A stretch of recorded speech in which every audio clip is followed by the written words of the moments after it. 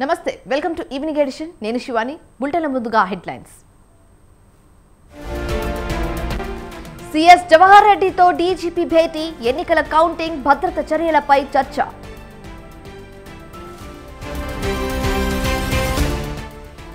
కాంగ్రెస్ పై BRS దుష్ప్రచారం ప్రభుత్వ పాలసీని కేబినెట్ నిర్ణయిస్తుందన్న జూపల్లి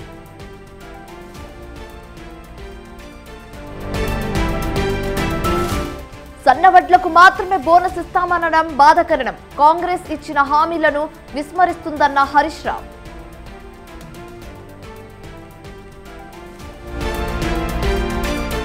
రాష్ట్రంలో యూ ట్యాక్స్ వసూలు చేస్తున్నారు 500 కోట్లు చేతులు మారాయన్న ఏలేటి మహేశ్వర్ రెడ్డి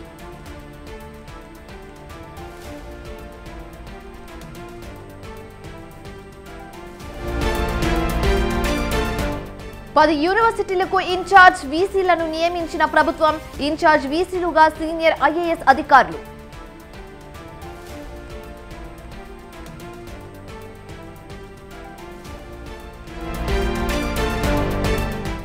ఫ్లాట్ గా ముగిసిన స్టాక్ మార్కెట్లు సెన్సెక్స్ 52 పాయింట్లు నిఫ్టీ 27 పాయింట్ల లాభం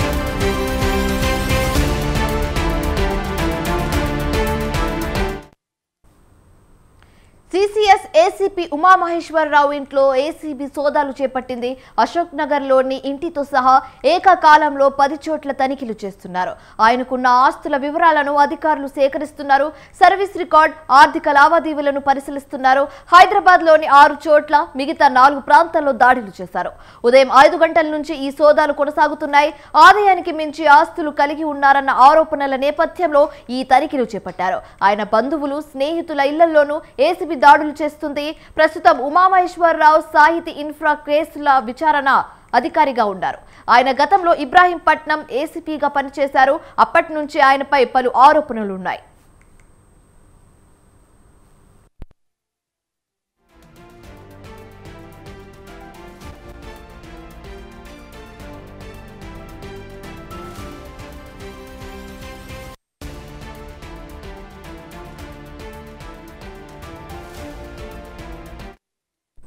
ఇక ఇదే అంశానికి సంబంధించి మరింత తాజా సమాచారం మా ప్రతినిధి ఉషా ఫోన్ ఇన్ ద్వారా అందిస్తారు ఉషా చెప్పండి శివాని, ఆదాయానికి మించి ఆస్తులు అలాగే అవినీతి ఆరోపణలు ఈ రెండింటికి సంబంధించి ఇప్పటికే ఏదైతే సిసిఎస్ ఏసీపీ అయినటువంటి ఉమామహేశ్వరరావు ఇంట్లో సుమారు ఉదయం 5 గంటల నుంచి కూడా ఇప్పటి వరకు 5 గంటలు చూసుకున్నట్టయితే 12 గంటలుగా 10 చోట్ల ఏకకాలంలో ఇరు తెలుగు రాష్ట్రాలు అటు ఏపీలోని విశాఖపట్నంలో, హైదరాబాద్ లోని 8 చోట్ల ఏకకాలంలో 10 చోట్ల కూడా ఏసీబీ అధికారులు అయితే సోదాలు అయితే నిర్వహిస్తున్నారు.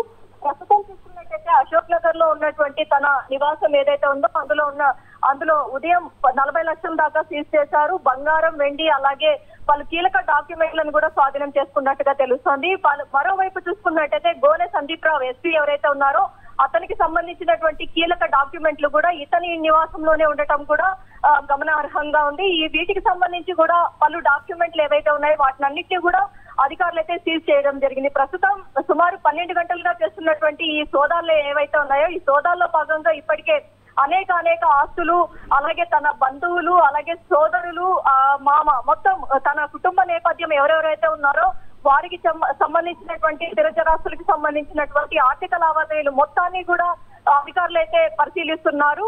ఉదయం నుంచి వచ్చినటువంటి దర్యాప్తు అధికారుల బృందం మరోవైపు సిసిఎస్ లోని తన కార్యాలయం ఏదైతే ఉందో తన కార్యాలయంలో ఉన్నటువంటి ఛాంబర్ లో కూడా సోదాలు అయితే చేస్తున్నట్టుగా తెలుస్తుంది. అశోక్ నగర్ లో 5 అంతస్తుల భవనం ఏదైతే ఉందో ఇందులో 2 ఫ్లాట్లు కూడా ఉమామహేశ్వరరావుకి సంబంధించినగా ఉన్నాయి. గతంలో కూడా ఏదైతే సాహితీ ఇన్ఫాలో కేసు ఏదైతే ఉందో దీనికి సంబంధించి దర్యాప్తు అధికారికి కూడా ఇతను ఉన్నారు. ఈ కేసుకి సంబంధించి భూదాటి లక్ష్మీనారాయణ దగ్గర కూడా ఇతను చాలా వరకు నగదు లావాదేవీలు చేశారు. ఆ కోణంలోనే 2 ఏళ్ల నుంచి కూడా ఈ కేసుని కూడా ఇంతవరకు కూడా పురోగతి సాధించలేదు.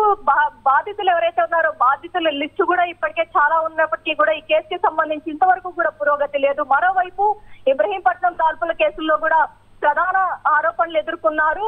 జవహర్ నగర్ లోని ఒక ల్యాండ్ ఇష్యూలో కూడా సస్పెండ్ అయ్యారు. రాచకొండ సిపి దగ్గర నుంచి ఒకసారి సస్పెండ్ అయ్యారు, జవహర్ నగర్ లో ఒకసారి సస్పెండ్ అయ్యారు.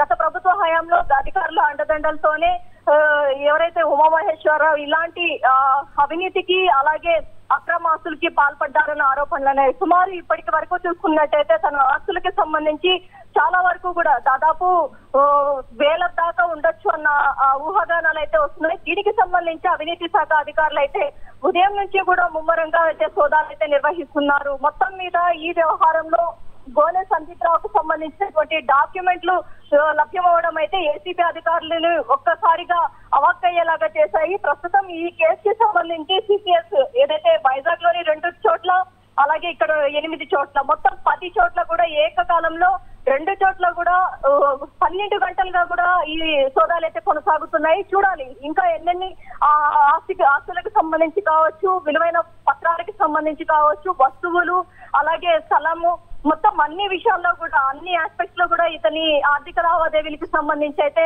అధికారులు అయితే సోదాలు అయితే కొనసాగిస్తున్నారు. మరోవైపు బ్యాంక్ లాకర్స్ కూడా ఇప్పటికే గుర్తించడం జరిగింది. బ్యాంక్ లాకర్స్ కి సంబంధించి కూడా నగదు లావాదేవీలు ఎలా జరిగాయన్న కోణంలో వాటిని కూడా పరిశీలించే అవకాశం ఉంటుంది. చూడాలి ఈ సోదాలు నేటితో ముగిస్తాయా లేకపోతే రేపు కూడా కంటిన్యూ అయ్యే అవకాశం ఉందా అనేది మాత్రం వేచి చూడాల్సి ఉంది. Shivan, right, thanks for the update సుషా.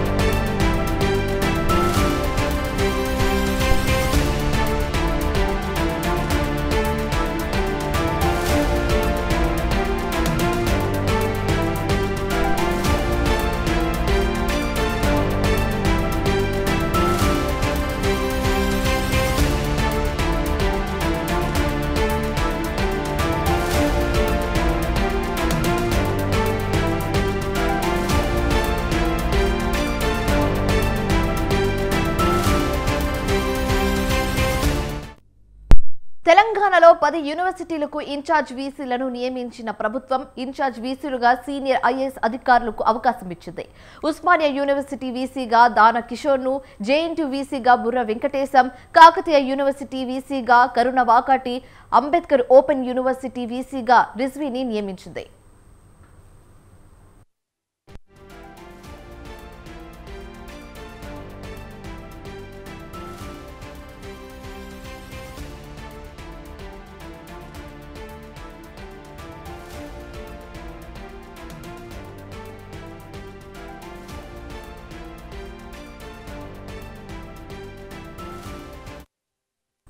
Telugu varsity వీసీగా సందీప్ సుల్తానియా, తెలుగు యూనివర్సిటీ వీసీగా శైలజ రామయ్యర్, మహాత్మాగాంధీ యూనివర్సిటీ వీసీగా నవీన్ మిట్టల్ను నియమించింది. శాతవాహన యూనివర్సిటీ వీసీగా Narendra Mohar, Jawahar Lal Nehru architecture and fine arts వీసీగా జయేష్ రంజన్, పాలమూరు యూనివర్సిటీ వీసీగా నదీం అహ్మద్ను నియమించింది.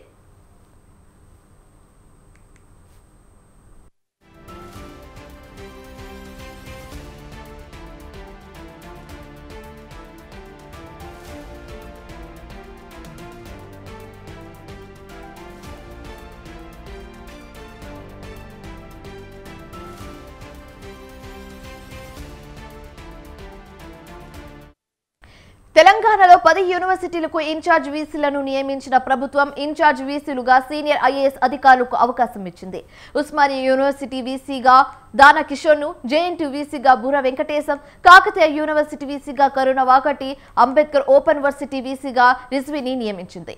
అయితే తెలంగాణ వర్సిటీ వీసీగా సందీప్ సుల్తానియా, తెలుగు యూనివర్సిటీ వీసీగా శైలజ రామయ్యర్, మహాత్మాగాంధీ యూనివర్సిటీ వీసీగా నవీన్ మిట్టల్ను నియమించింది. అలాగే శాతవాహన యూనివర్సిటీ వీసీగా Surender Mohan, Jawahar Lal Nehru architecture and fine arts వీసీగా జయేష్ రంజన్, పాలమూరు యూనివర్సిటీ వీసీగా నదీం అహ్మద్ను నియమించింది.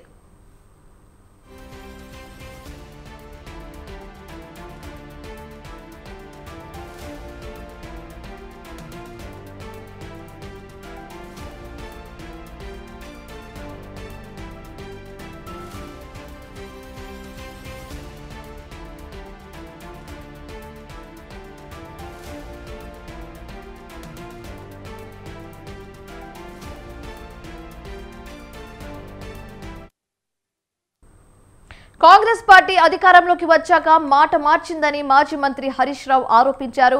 వరి పంటకు 500 బోనస్ అని ఇప్పుడేమో సన్నవడ్లకే అని చెప్తున్నారని విమర్శించారు. యాసంగిలో సన్నధాన్యం పండదని గుర్తు చేశారు. కాంగ్రెస్ పార్టీ ఎన్నికలకు ముందు ఇచ్చిన హామీలను విస్మరించిందన్నారు.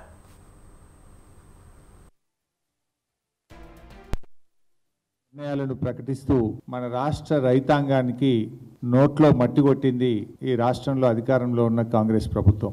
సన్నవడ్లకు మాత్రమే బోనస్ చెల్లిస్తామని కాంగ్రెస్ ప్రభుత్వం కేబినెట్లో నిర్ణయం తీసుకొని రైతాంగాన్ని దగా చేసింది. కాంగ్రెస్ పార్టీ మేనిఫెస్టోలో అన్ని పంటలకు 500 రూపాయల బోనస్ ఇస్తామని, వడ్లకు 500 రూపాయల బోనస్ ఇస్తామని చెప్పి ఈరోజు సన్నవడ్లకు మాత్రమే బోనస్ చెల్లిస్తామని చెప్పడం ఇది కాంగ్రెస్ పార్టీ మోసానికి పరాకాష్ట.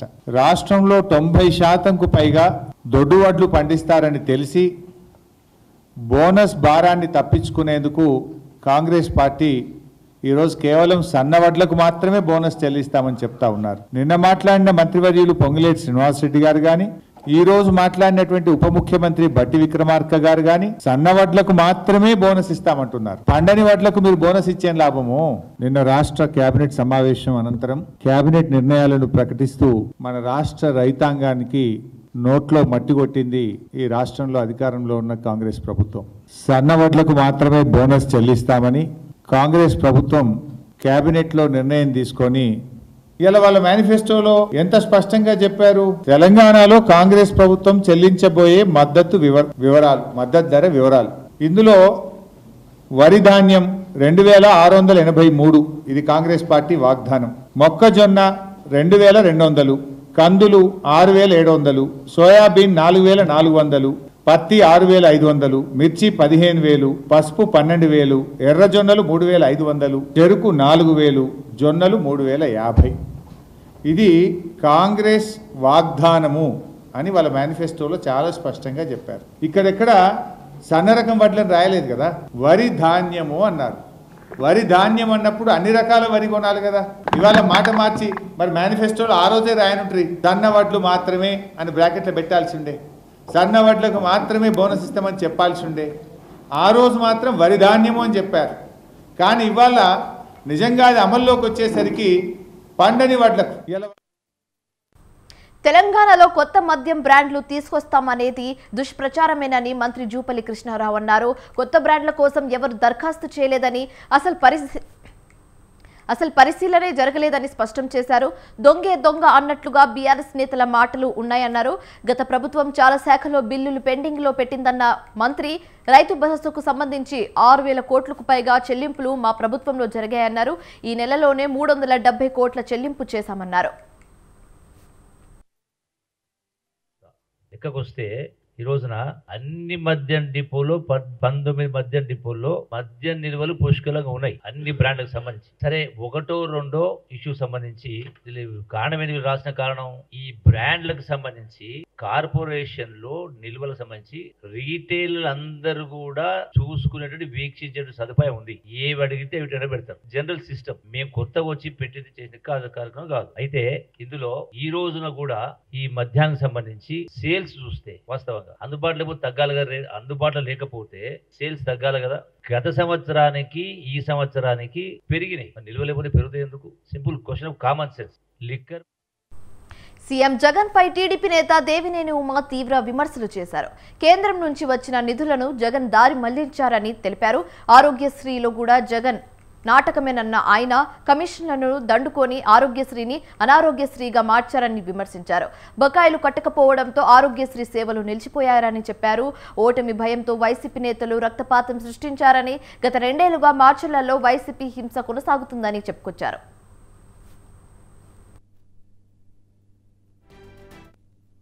సేవలో నిలిపివేస్తామని నెట్వర్క్ హాస్పిటల్స్ అన్నీ కూడా 1వ నోటీసు, 2వ నోటీసు, 3వ నోటీసు దాకా వచ్చాయి. రేపు నుంచి రాష్ట్రంలో 26 జిల్లాల్లో ఆరోగ్యశ్రీ సేవలు బంద్ అవుతాయని నెట్వర్క్ హాస్పిటల్స్ అన్నీ ప్రకటించినప్పటికి కూడా చీఫ్ సెక్రటరీ జవహర్ రెడ్డికి వైజాగ్ చుట్టూ తిరగటంలో ఉన్న శ్రద్ధ నెట్వర్క్ హాస్పిటల్స్ ఆరోగ్యశ్రీ డబ్బులు విడుదల చేయటంలో చిత్తశుద్ధి కనపట్ల. జగన్ రెడ్డికి పేదవాళ్ళ ఆరోగ్యం మీద ఉన్న కపట ప్రేమ, నాటకం ఇవన్నీ కూడా బట్టబయలవుతా ఉన్నాయి. ఆగస్టు 2023 నుంచి ఇప్పటిదాకా 1,500 కోట్లు పేద మధ్యతరగతి కుటుంబాలు ఏదైతే ఆరోగ్యశ్రీ సేవలు ఉపయోగించుకుంటారో ఆ డబ్బులు కట్టడానికి, బటన్ నొక్కటానికి మీకు తీరిక లేదంటే 15 నెలలుగా మీ బడాయి కబుర్లు ఎవరో చెప్తారని నేను జగన్ రెడ్డిని ప్రశ్నిస్తున్నా ఉన్నాను. ఆరోగ్యశ్రీ సేవలో నిలిపివేస్తామని నెట్వర్క్ హాస్పిటల్స్ అన్నీ కూడా 1వ నోటీసు, 2వ నోటీసు, 3వ నోటీసు దాకా వచ్చాయి.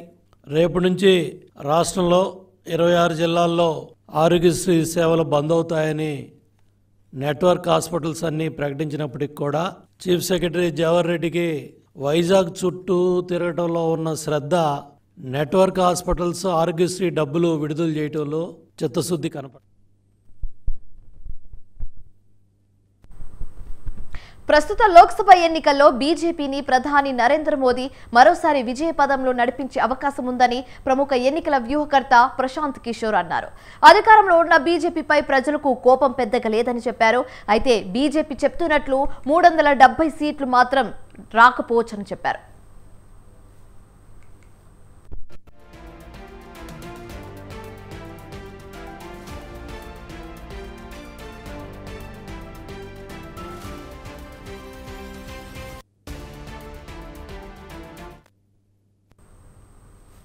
మోదీ నేతృత్వంలోని ఎన్డీఏ కూటమి అధికారంలోకి వస్తుందని తాను భావిస్తున్నానని, అయితే 2019లో పొందిన సీట్ల సంఖ్యను లేదా కొంచెం ఎక్కువ స్థానాలు గెలవచ్చని ఆయన అంచనా వేశారు. ఉత్తర పశ్చిమ భారతదేశంలో దాదాపుగా 325 లోక్సభ స్థానాలు కలిగి ఉందని, ఈ బెల్టు బీజేపీకి 2014 నుంచి బలమైన కోటగా ఉందని, తూర్పు దక్షిణ ప్రాంతాల్లో బీజేపీకి పెద్దగా పట్టులేదని, ఏదైనా నష్టం జరిగితే అది ఉత్తరం పశ్చిమ భారతదేశంలోనే జరగాలని ప్రశాంత్ ప్రశాంత్ కిషోర్ విశ్లేషించారు. ఈసారి దక్షిణాది తూర్పున బీజేపీకి ఓట్లు సీట్లు పెరిగే అవకాశం ఉందన్నారు. ఈ నేపథ్యంలోనే ఈసారి కూడా బీజేపీకి సీట్లు తగ్గే ఛాన్స్ చాలా తక్కువగా ఉందని అంచనా వేశారు.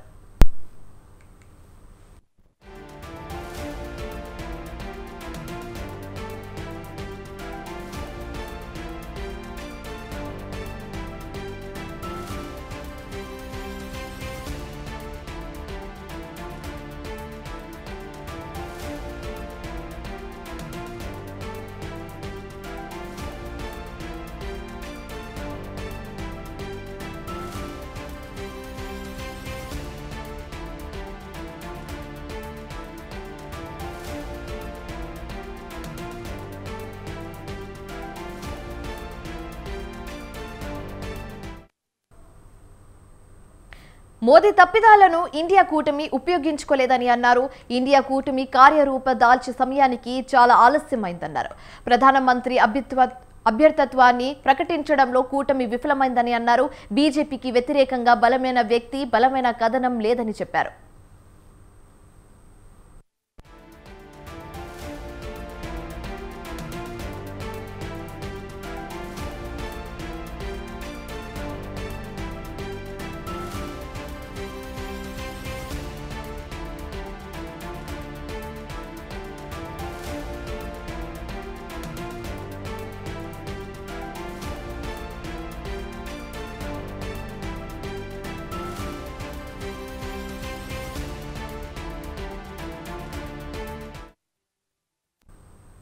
బీహార్లోని సారన్ జిల్లా చప్రాలో పోలింగ్ కేంద్రం వద్ద జరిగిన కాల్పులో ఒకరు చనిపోయారు, 2 గాయపడ్డారు.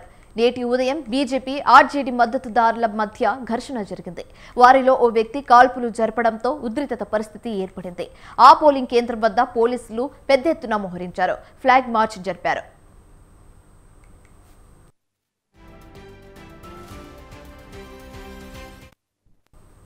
ఛప్రాలోని 318, 319 పోలింగ్ కేంద్రం వద్దకు ఓ అభ్యర్థి రావడంతో ఉద్రిక్తత నెలకొంది.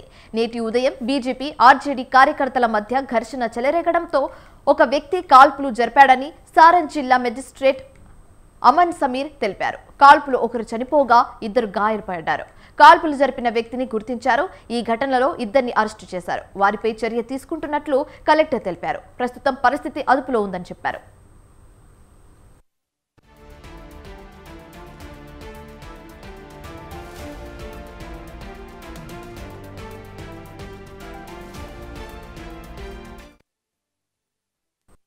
एक बगल में यहाँ पर पोलिंग बूथ है 318 और 319 तेलपा का। यहाँ पर जो है वो संध्या में एक कैंडिडेट के बूथ के राउंड मतलब आने से के कारण जो है वो 2 पक्षों के बीच में थोड़ा सा तनाव का माहौल था। और तनाव के माहौल के बाद जो है हम लोगों ने यहाँ पर विशेष निगरानी भी रखी थी, हमारी पेट्रोलिंग टीम भी थी और यहाँ पे जो हम लोगों ने डेपुटेशन भी किया था। तो इसी आसपास में जो है आज सुबह 7:30 बजे ऐसी सूचना मिली कि यहाँ पर दोनों गुट के जो समर्थक थे उनके बीच झड़प हुई और हाँ बीजेपी और आरजेडी और दोनों गुट के समर्थक के बीच में गोलीबारी हुई, जिसमें एक को गोली लगी, उनकी मृत्यु हो गई है और एक अभी घायल हैं और एक और भी हैं जो घायल हैं। तो टोटल 1 मृत्यु है और 2 घायल हैं। और सुबह 7:30 बजे हम लोगों को ये इन्फॉर्मेशन मिली है। कल ఇవి ఇప్పటివరకున్న updates. For more updates keep watching Swatantra news.